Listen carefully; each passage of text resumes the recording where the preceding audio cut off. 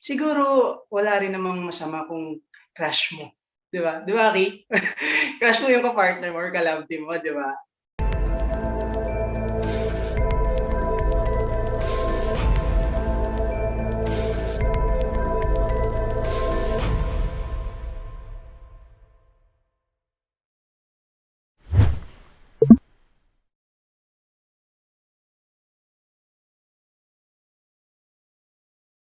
Nung first ano talaga, first punta ko sa Lock-in talagang masyado po akong kinabahan kasi first teleserye ko yun tapos ganun pa yung mga katrabaho ko. Hindi ko alam gagawin, hindi ko po sila alam kung paano sila kakausapin, kung paano ako magfi-first move para magpakilala sa kanila. Parang ayan na, nandiyan na sila, parang tatayo lang ako, yung heartbeat ko ang lakas na agad. Pero nung nakausap ko na sila, dun ko napansin na the way pa lang na makipag-usap sila, gumalaw sila, may makukuha ka ng lesson. Kasi ako, katulad po ng sabi ko, hindi pa naman ako masyadong may alam sa mga ganito. Kaya sobrang thankful din ako diyan kay Sophie kasi lagi akong gina-guide niyan. Marami ako sa kanilang nakukuhang lesson.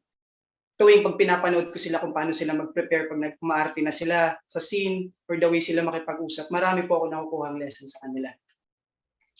Kaya yun, nakakaba sa una pero 'pag nakilala mo na sila, marami kang matututunan at masaya sila kausap.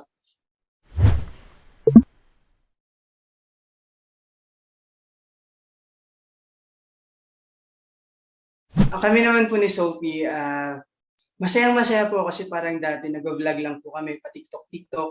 Tapos nakapag-guest din po kami sa ibang show ng GMA, pero isa-isang episode lang hanggang sa yun nga, na-confirm na makakapasok ako sa Prima Donnas at magiging ka-love team ko pa si Sophie.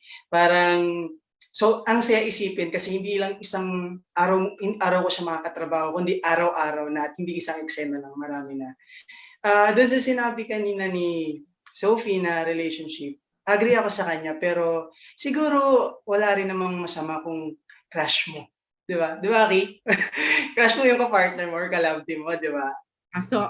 So inaamin mo na ngayon, dito pa lang na crush mo si Sophie. Sophia. Yes po. Kaya madaling humugot, 'di ba? Ay, ang taray. So wala pa naman tayo sa part na nagkakaligawan na to, Allen. Ay, ano po, hindi pa naman. Nag-uusap rin po kami ni Sophie na eto, hanggang friends muna tayo, magbuo tayo ng malaking friendship. Malay mo soon, 'di ba, 'pag puwede na, oh, 'di ako naman game po ako, Tanong mo ligawan ko ba? ni Sophie 'pag puwede na.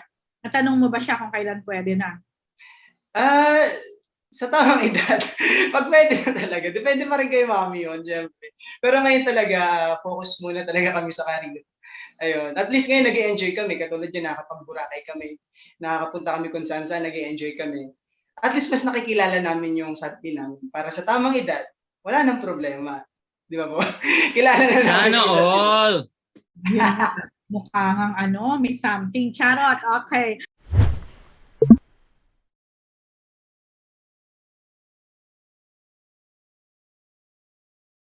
Ako naman po siguro sa pagiging mature, siguro masasagot ko parang hindi pa rin naman. Siguro may mga nagbago na po sa'kin pero kung mapapansin niyo hindi lang, ngayon darating na ano ng Prima Donnas kung makikilala niyo si Fonzie, masyado siya dun jolly.